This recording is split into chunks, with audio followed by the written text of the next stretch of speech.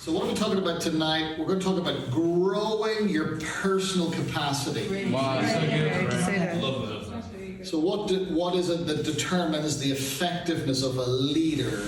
Yeah. What determines the effectiveness of a leader?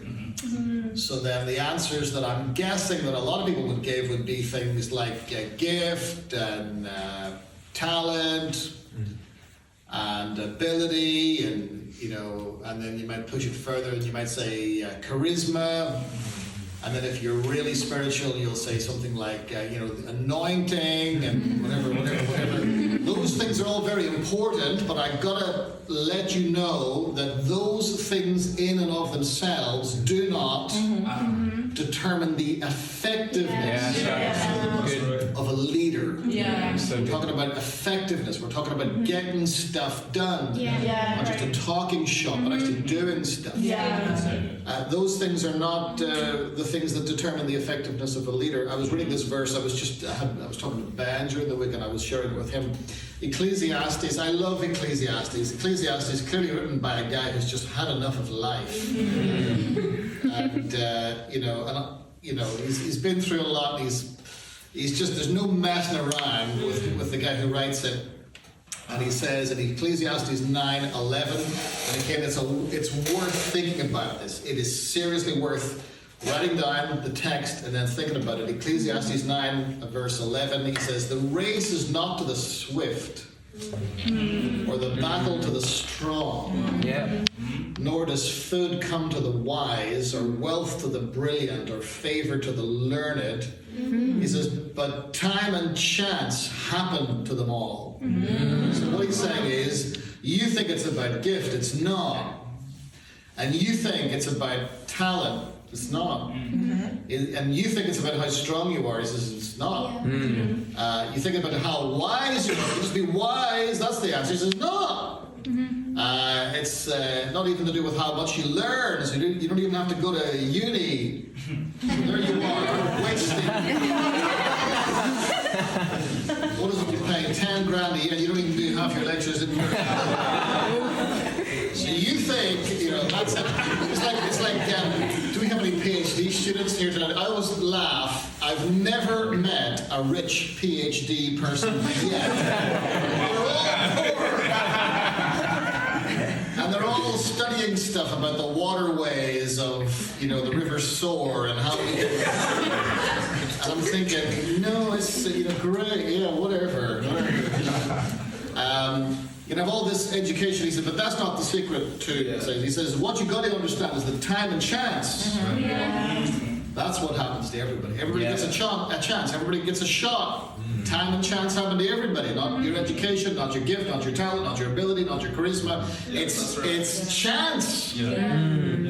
Or if you weren't a Christian, you would say it's the luck of the draw. It's the card you get that determines and how you play it. So you can play the victim card in your life, or you can play it as a card of genius. And this really kind of ties into the theme of what I'm talking about tonight. Opportunity. They talk about opportunity knocks. Yeah, but it only knocks once. Wow. And then if you miss it, you snooze, you lose. That's the truth that all of us have got to get. So you got to get some killer instinct, and I'm not. When I say killer instinct, please nobody take that literally. Now I'm covering myself. You got to get some killer instinct, killing, smashing life, embracing this thing called life. That's the kind of people I like. I like hanging around people who are go-getters. I like those kind of people. People who just run and they say yes, even when technically they should say no. This is the story of my life. And somehow you just make it work. That's right. So opportunity happens once, and so it's all about growing your capacity to manage opportunity that comes your way. So that's where we're really tying this theme in tonight. Now I'm going to show you an illustration right now. This is what you've been taught all your life. And this is why it's just nonsense. And if I can get this thing open, so illustration. So people talk about what do you do when you're facing pressure in your life. What do? What happens? Well, you got a lot of pressure going on, and that's what you're finding. We're in a season now of increased pressure. All of us are experiencing that because you had a whole year off. Yeah. We did a little bit. And now we're back into full scale again, and boy, that hits hard. Yeah. Life is busy, and pressure is something that happens to all of us, and the more successful you are, the more pressure you experience in life. So the traditional teaching, and this is what you get a lot of in church, a lot of taking verses out of context, be still and know that I am God, has got nothing to do with doing nothing. It's about standing in awe of God. It has nothing to do with be still. I hear when Christians be still, and they said that really patronizing way, be still. People say, Pastor, you're doing too much, you're taking a holiday. And I say, no, because you don't tithe enough. I'm the cheapest pastor you will ever know. So if you tithe enough, I could have some more rest. That would help me, So here's what you've always been taught. So a little bit of pressure in your life, and then as you go along in life, the pressure, it grows a little more, and then it grows a little more. This is you, by the way, that's you.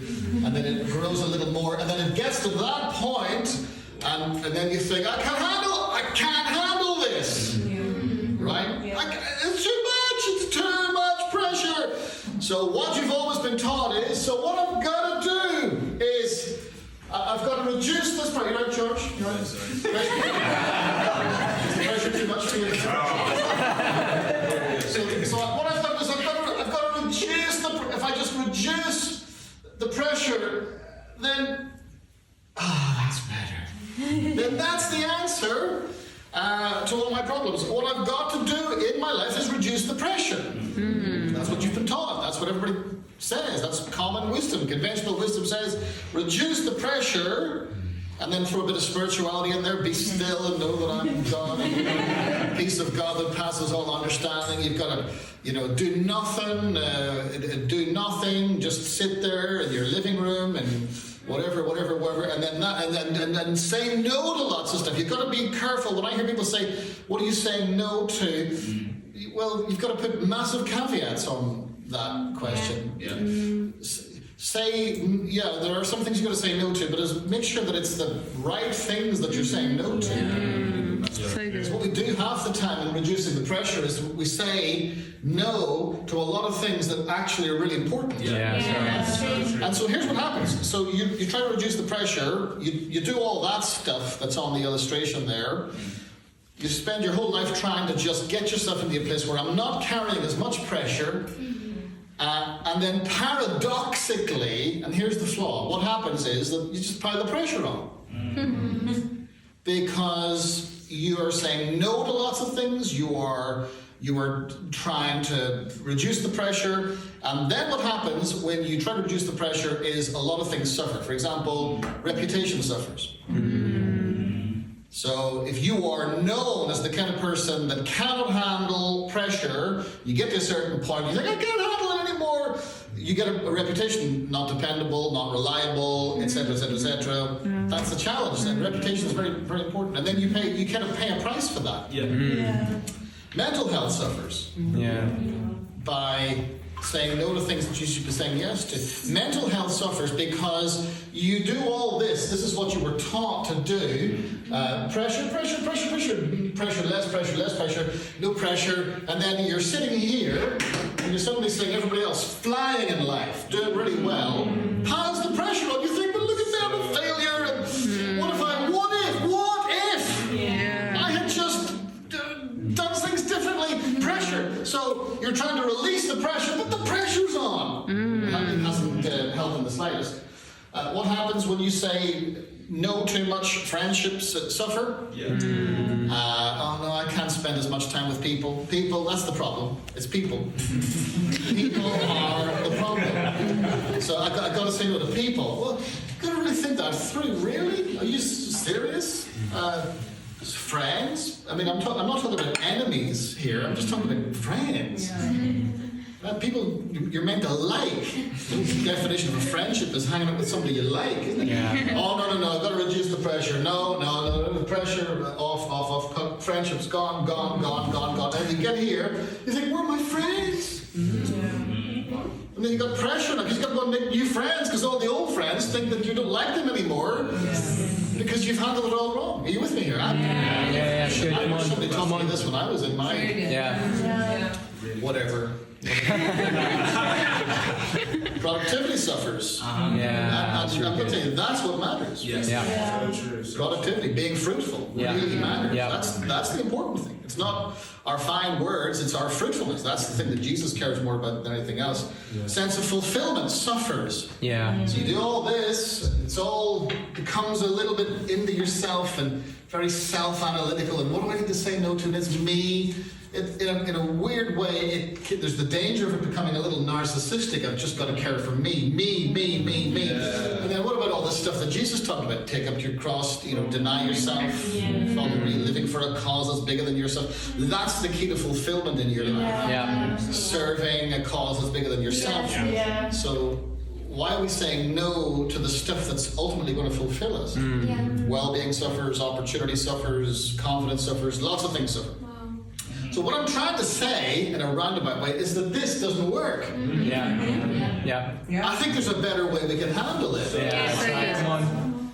When you're struggling with and dealing with pressure in your life. So let's establish that pressure is here to stay. Little word tonight. If only it were like that, where I can prophesy over you, and God says you're gonna like handle massive things, and there's going to be no pressure, and you're going to be absolutely. You're going to walk out like a halo around your head, and singing "Shine, Jesus, Shine." You're going to be absolutely fine, but that's just not real. So here's what you do: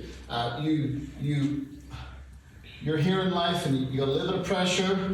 But then you realize, if I'm going to be successful, number one, I've got to recognize that pressure is going to increase. That's right. What I've got to do is that it's not about reducing the pressure. I've got to grow. So good. So then you grow, and the pressure grows, but it's not outgrown you. So I'm growing, and then it goes a little more. This is where the illustration gets profound now. The pressure's here, and even though it's more pressure, but I've grown. I can handle this. I can totally handle this, and then it's like even your pressure's here, but I'm doing it, and then how's I can handle it. Are you with me? So you want to miss this one, and you want to go for this one. So good. So it's not about trying; it is unrealistic. Especially if you want to be successful. That's right. Especially if you want God to do something with your life. Then ultimately, this one doesn't work because you've done nothing about you, and it's all symptomatic. It's that you're focusing on that. Whereas this is focusing on you. I've got to grow more capacity. That's really good. I've got to grow my personal capacity because the pressure's going to grow. When we first started the Junction Church in Ian, Gore was there from the very beginning. In fact, he was getting married to him as well. By the way. Honestly, when you get married, the pressure's even all over.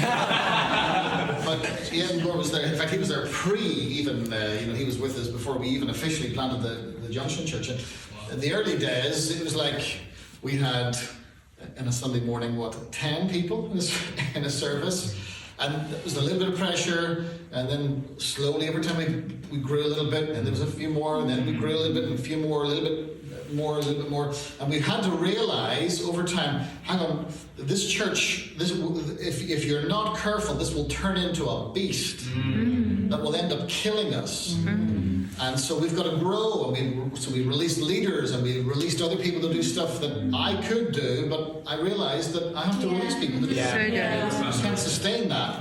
So that's part of growing capacity. We've got to grow our capacity. Really good. So good. That's what I'm really trying to encourage you to do tonight. Grow your capacity. So how do you do that? This is where it gets practical. It's good. And and gritty. How do you actually grow your capacity? What does that actually look like in your life? And I've got some thoughts, and I want to share these. And if you're taking notes, you probably want to write these things down. I'll go through as many as I can. Number one, here's what you've got to do. You've got to forget balance and think rhythm. Yeah. So good. So if someone says, well, what are you talking about? You've got to forget balance. I hate the word balance, and I hate it when Christians say he's so balanced. What they mean is you're in that boring, bland box, and that's acceptable to my religiosity. Well, I'm not going to be balanced for anybody. I'm sorry. I'm a very unbalanced individual. I'm proud of it. So people say you got to get balance in your life. Yeah. Balance, be balanced. Well, no, that doesn't work. You've got to create rhythm. Right. So good. Rhythms in your life. Sometimes it is like the pendulum of a clock. If it's just sitting there and it's balanced, it might look really pretty. It means the clock's not working. So it goes from side to side, and that's a bit like the rhythms of your life. So sometimes you'll find yourself in the rhythm of a season that is absolutely, utterly mad. This is like one of those seasons for me right now. I have been out and about doing loads of stuff, speaking at meetings, all the in-person meetings happening again, pastors' meetings, and then I oversee 120 churches, so I go out and I take care of pastors, and that's an interesting thing to do. And then there's the Junction Church, and we've got Loughborough, and then I was at Leicester's, growing a community there, and then there's Arnold and Nottingham, and great things are happening up there. And Loughborough, of course, we've got, and then of course the Beacon here as well. So I'm like the pastor of how many is it? Four churches, and whatever it is, and then online as well. But our online community, we try to take care of them. So it's like a different. So there are seasons when it's full on busy. And I just got to accept that. And when a Christian comes up to me and says, in the middle of a season like that, and they say, "Be still and know that I'm God," I say, "Shut your face! Please do not give me that spiritual background. This is my full-on season, but my responsibility is to make sure that in the rhythm of my life, I am factoring in seasons of rest, and that's what the Sabbath is all about. So the whole point of the Genesis narrative, whether you believe it's literal or metaphorical, I don't really think it matters that much. But the whole point of the Genesis narrative is God creates the universe, and then on the seventh day, He establishes a rhythm of rest. So the seventh of your week should be doing something to rest. And that's a rhythm that God created in your life. And that's the kind of rhythm that God wants us to create in our life as well. Sometimes it means, and by the way, creating rhythms of rest, you can do little things in your day just to help. For example, if you're complaining that you're tired all the time, it's so interesting. I get students come and they say, "I'm just tired all the time." I say, first grade, what time do you go to bed at? I say, like, 3 a.m. I said, well, I think I've got a word of knowledge. That if you were to go to bed about 6 hours earlier, like at 10 or 11, you see, honestly, and the older you get, when you're a child, you dream of going to bed late. When you're an adult, you dream of going to bed late. On a Saturday night, and what I know, especially this Sunday, I'm going to be preaching, I think it's 4 times this Sunday, twice in Loughborough, and then Beacon, I'm doing the Beacon here, and then I'm doing Arnold on a Sunday night, and then meeting people and all that. So for me, as a 45-year-old guy, I got to get to bed at least by 10 on Sunday night. If I'm not in bed by 10, I am absolutely used. I'm a walking zombie. I will start quoting the Quran.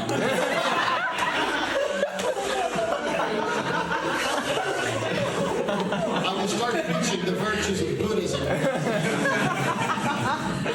Honestly, I've got to make sure I get to bed by 10 p.m.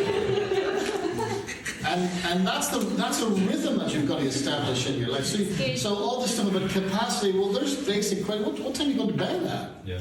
I actually think this is massive. I'm no expert in the whole thing of mental health, challenges, and I totally get there can be chemical imbalances. I know it's not as simple as it, but I think a lot of our mental health challenges could potentially be sorted if we just got a bit more sleep. Honestly, I think that a lot of the time we're just walking around and we've got no perspective on life. A lot of anxiety. I am convinced of this as a pastor, 25 years in ministry, talking to a lot of people. A lot of anxiety is just the lack of sleep. You don't get enough sleep, then you get this weird perspective on life. It doesn't make any sense anymore. A little bit of rest does it. But there's rhythms, a rhythm of work and then the rhythm of rest. And that's the thing that you've got to factor into your life. And that's about growing your capacity. If you go for the long term, that's what you've got to do.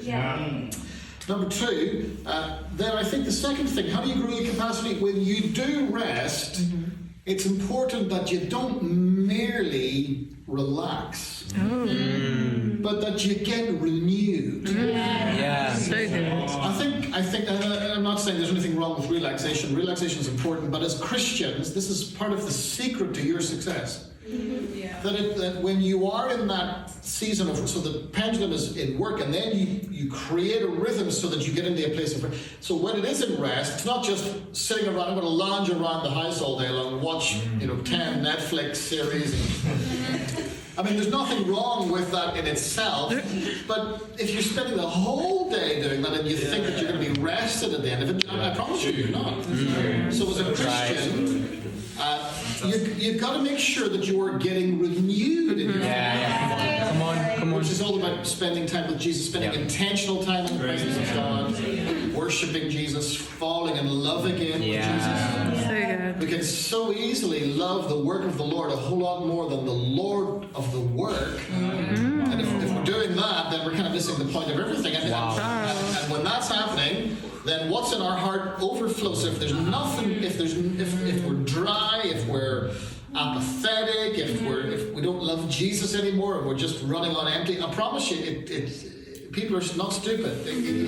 Preaching, whatever, people can tell. So we have a responsibility, each and every one of us, to make sure that we're not just relaxing, but that we are being renewed. So one of the things that I try and do, for example, in my rhythm of rest, when I can do it, I'll get over. There's a monastery nearby here called Mount St. Bernard. Some of the fellows have probably been there. And the monks live there, and they live their monk life. I could never do that. I stand in awe of every one of them. I think, you people, you are amazing. I could never do this. I had the honor of having lunch with the monks one day, and they eat their lunch in silence. Sometimes somebody will read the scripture to them. They eat it's a vegetarian diet they have, which,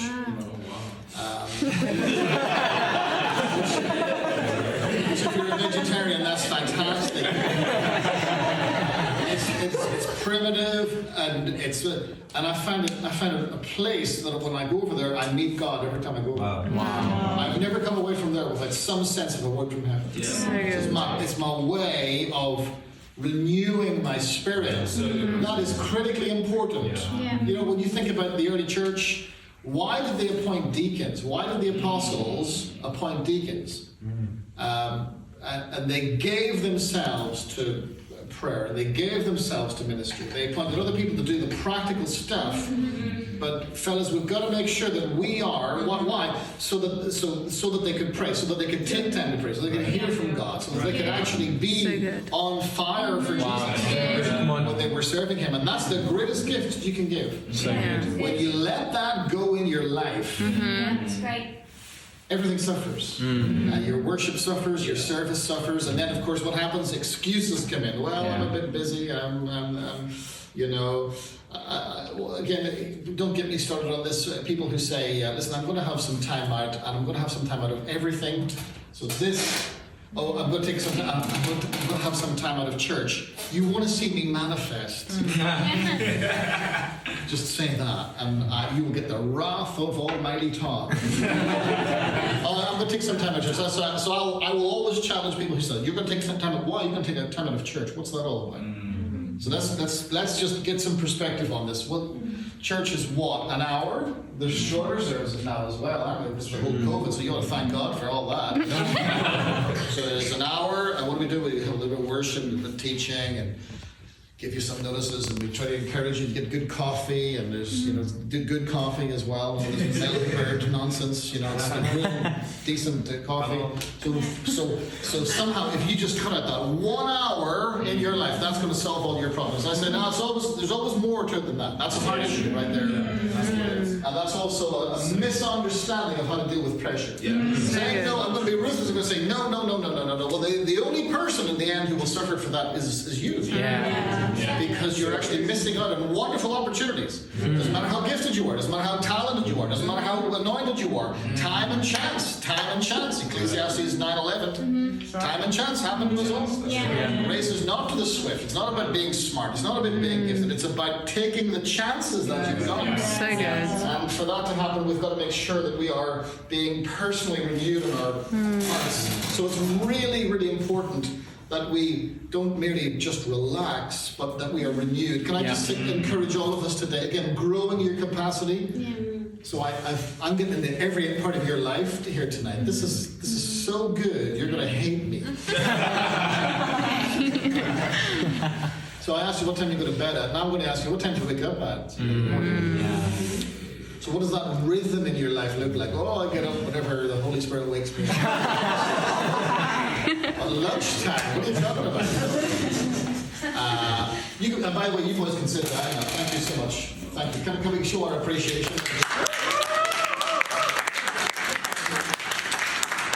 I'm giving you a chance to rest now. Thank you so much, guys. What was I just saying there? Remind me what I was just talking about.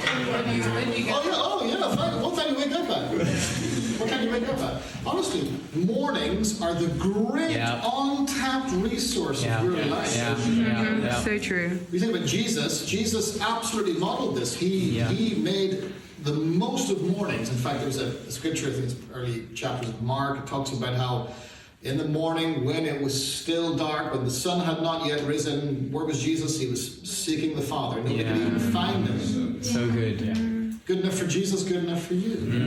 So I've been an early riser for years now. If I tell you what time I get up in the morning, it's just utterly ridiculous. That's why I have to go to bed pretty early at night. So I've got up at 5 a.m. every morning for the last 20, 25 years, something like that. I love it. And morning is my time with God. So I get to afternoon. That's not a good time for me to have devotions because I've got lots of meetings on. And having a little devotional time in an afternoon, really, when you're sleeping and all that sort of thing, or evenings. Well, I'm out a lot at night, so I can't really sustain a devotional life if I'm out at night. So for me, the only time I can do it's morning. So that's the time when I read the Word. I have thinking time. Don't just switch the news on because you're going to get a whole lot of fear thrust in your, in your spirit. You don't want that. You want to have some time to think. Renewal time. This is all about making sure that you don't just rest and that it's not just about relaxing, but it's about being renewed. That's a wonderful way of growing your capacity. Great, so good. We are spirit, soul, body. Remember that. Spirit gives birth to spirit. So you've got to be renewing your spirit. And by the way, that's the triune part of us that Jesus talked about. Spirits, we're not body, soul, spirit. We are spirit, soul, body. Get the order right. Feed your spirit. Be a self-feeder. Read the Word. Grow your capacity. Take some time with God. It will do you no end of good in your life. This is massively important. Are you still with me? I'll go on for another few minutes. Well, how long have I talked for here? Anybody timed this so far? Ketsia, what's the time? So 27 minutes. 27 minutes. Not long enough. Those are the guys going to go places. Number 3. Here's how you grow your capacity. You lean into community. Wow. Lean in, and I'm talking about church. Shamelessly talking about church. Lean into church community. And avoid reclusivity. So some people here are going to be introverts, and some people here are going to be extroverts, and some people are people think that they're extroverts, but they're really introverts. I am an introvert. I am an extroverted introvert. What's that mean? I'm messed up. Don't judge me too harshly, because you'll find if you examine yourself, you're probably a bit messed up yourself. So we're all pretty messed up. But that's so people think that I'm an introvert. I love my own company. Oh boy, love it. You stick me on a piano, I'll just sit and do music all day. Compose music. I compose wedding music. It's a little side business, and it's doing very well, and I love it. And you get wonderful, offers to go out and play weddings for wedding brides and things like that. And I love it because I'm just sitting there. Nobody disturbs me. Nobody's there to annoy me. I'm there on my own. I love it. But I tell you what, as an introvert, I've got to be very careful that I don't become reclusive. It is the most unhealthy thing to do. Why is it dangerous? Because you start to believe your own thoughts. Yeah, so true. And then you begin to believe your own narrative in your mind. And you begin to think that you're so right because you've spent so much time with yourself. And you don't get the real opportunity to be challenged. Yeah. And that's the genius of church. That's part of the genius of God's house. You come along in a Sunday service, you'll hear somebody preaching there. We pray over all the messages you're going to hear. And we say, Lord, just encourage people, help people. And you hear a little word and suddenly it challenges you, gives you a perspective on how to handle something in the week. And this is so important. You've got to grow your capacity. But for that to happen, you've got to grow your ability to lean into community. Don't become reclusive. Surround yourself with positive people in your life. Be careful of the company that you keep. If you spend all your time around a bunch of negative doom gossips, don't fill yourself into thinking, well, I will be the one who changes them. No, you'll be changed by them. Yeah, it's just that's true. Their influence will rub off on you. So it's can't do and gossipy and negative and mean and just bad culture. And that's why you got to get into the Junction Church. That's why you got to get in and spend some time with people in the Junction Church. We've got a lot of things we've got to work on as a church, and there's a lot of things that we can improve on.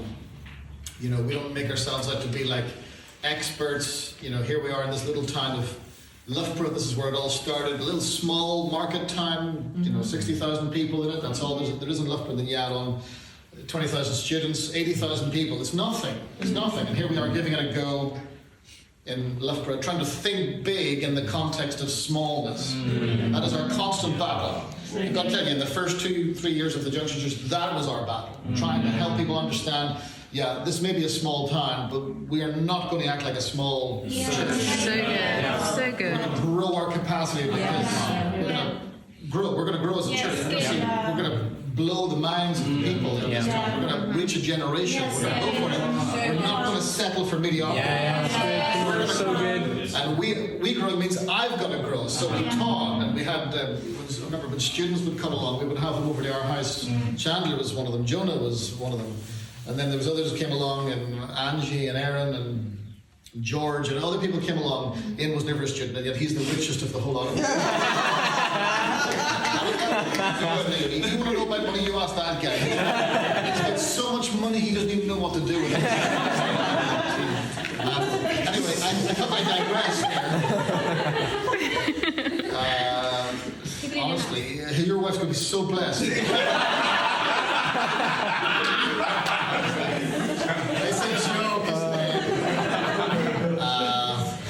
What was I just saying? What was I saying? People in your house. So we had the students come over to our house, and so they're in that weird Loughborough uni culture. You think it's normal when you're there, all committees. Loughborough thinks the future's committees. It's just so rubbish. Student union, we've got committees, the exec, and then they release those naff songs. Honestly, as a resident of the area, I feel embarrassed to be a part of the exec. It's committees. And so they would come along to us, and we would just challenge all of that stuff and say, actually, no, you sit on the committee all day long, you'll do a lot of talking and never do anything of significance. Never in your life. So you got to actually do some stuff. You got to produce some stuff, do some stuff, produce some results.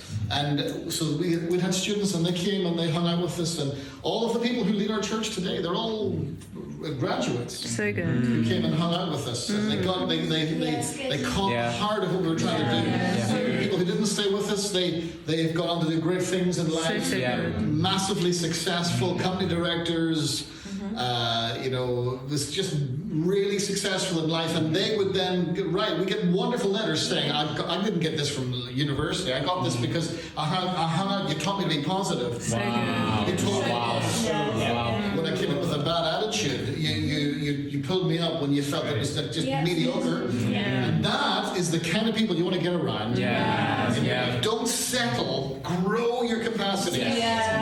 Embrace the intimidation of people who are better than you. Somebody needs to write that down. Embrace the intimidation. So you want to be a big fish in a small pond. That's what all of us that's mediocrity for you. That's what mediocrity wants. I just want to be a big fish in a little pond, and I can be the top fish, whatever the top fish is called, and I can swim around, and I'm the big fish. No. What you want to do is to be a big fish in a big pond. And you want to meet some people, you think you're doing great things for God, you want to meet some people who are doing even better things than you. Remember when we first pioneered the Junction Church, and the first year, oh my word, we started off, I think it worked out, we started with 12 people, and by the end of the year, there were 10 people. And so we grew in the wrong direction. And I remember then being invited down to sit with some of the Hillsong guys in London, and they brought in all the pastors from all over Europe, and so they're all sitting there, Germany, Hillsong Germany. How was your weekend? Yeah, we had we only saw 1,000 people in the service, and then some other guy, how was your weekend? Really bad. You had 5,000 people. And they were all talking in terms of thousands, certainly in hundreds. And I was thinking, I pray to God that nobody asks me. Imposter syndrome was there. I thought I shouldn't be here, and nobody did ask me, thank God, it's in fear in my eyes, please, please, please. And everything within me wanted to get out of that meeting. Everything within me wanted to leave that meeting. I wanted out of there because these guys were all doing great things. I like it when I'm a big fish in a small pond. I liked it when I was top fish in that little church of 12 people. But now I'm not even a fish. What's the smallest fish that's known to man? George. I'm a little. Yes, whatever. Plankton. I feel like we're getting distracted. What I'm trying to say is a small fish. And I remember sitting in that meeting, and I said to God, I'm getting out of here. I want to leave. And I said to Lydia, I sent Lydia a text. You know that you text. Get me out of here. I want out of here. And I felt the Holy Spirit speak to me in my heart. I felt it so strongly, and I felt that God said to me, I want you to stay here, and I want you to embrace the intimidation. You need this. You just need this in your life. Because if you get around some of these big thinkers, and even if it intimidates you, but you get some of that going on, then that's going to rub off that you're serving up the little market town of Loughborough, where you've just given it a go. And by the way, when we planted the Junction Church, we never took anybody else from another church. We never did that. It was a bunch of brand new Christians that we had, dysfunctional. They put the fun into dysfunction. Fantastic. And we just grew, and we just utilized that, and we grew with that. And over the years, God's really blessed us as a church. But you've got to embrace. That's how you grow your capacity. You get around the positive people. You get around the people who have a good, go-getting outlook. You get around the dreamers. You get around people who are slightly competitive. I know that this is not PC because comparison is the thief of joy. Well, in some ways it is, but in some ways it's not. Because how can you measure where you're at in life unless you compare it to where somebody else is at? So true. If I can learn to manage that in a healthy way and make it not a personal thing, but just how am I doing, and then work to get better, then God can really use that to grow your capacity. So good. Does this make sense? Come on. Really good. So, I've done 3. I'll give you a couple more and then I'm done. Some of you will have heard me say this before. So how do you grow your capacity? So let's just go through these. Number 1, create rhythms. Don't think balance, think rhythms. And what rhythms are you talking about? Rhythms of work and rhythms of rest. Factor that into your life. Number 2, when you do rest, make sure that it's not just mere relaxation, but renew your spirit. Number 3, lean into community and avoid reclusivity. Number 4, think challenges, not problems. Yeah, so good.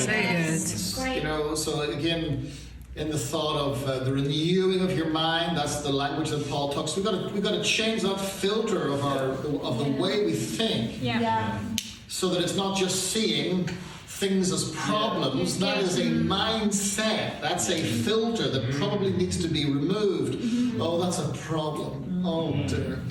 You know, like if on the face of it, we got like loads of problems in this church, honestly. And Sunday morning, it's funny to me, like people walk into Delisle, you know, and let's say take Loughborough, you know, people walk in and it's like, it looks brilliant. It feels great, but honestly, it's like the wacky races before people win. It's like a bunch of little Oompa Loompas running everywhere, you know.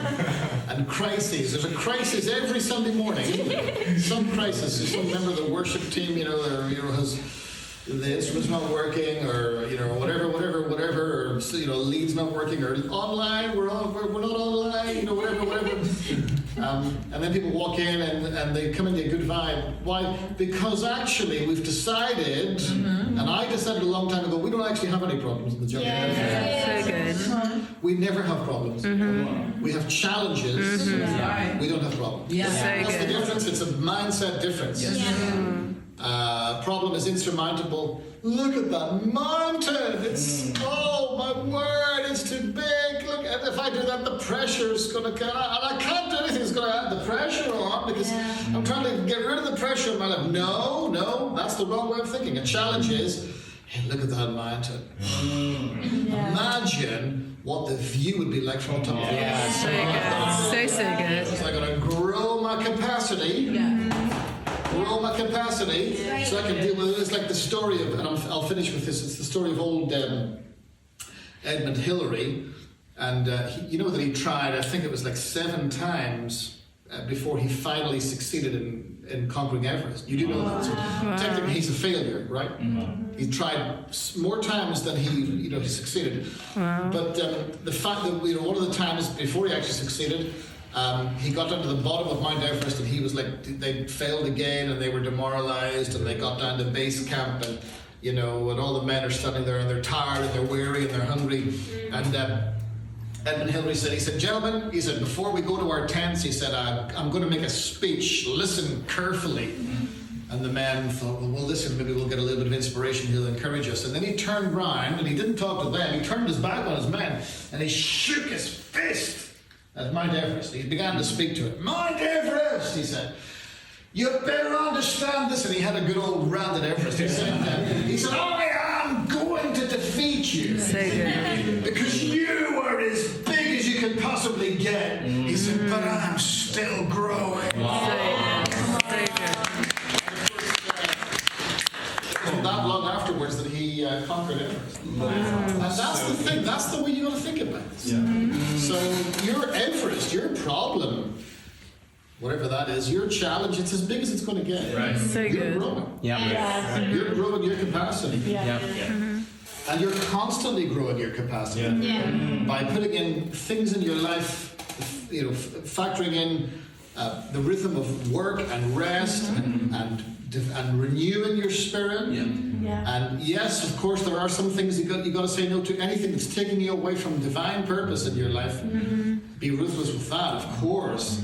But then there's other things that we've got to be saying yes to, opportunities that God has given us. Don't say no to those. My philosophy in life is always say yes and then just work it out, wing it. Because most of leadership is the art of winging it.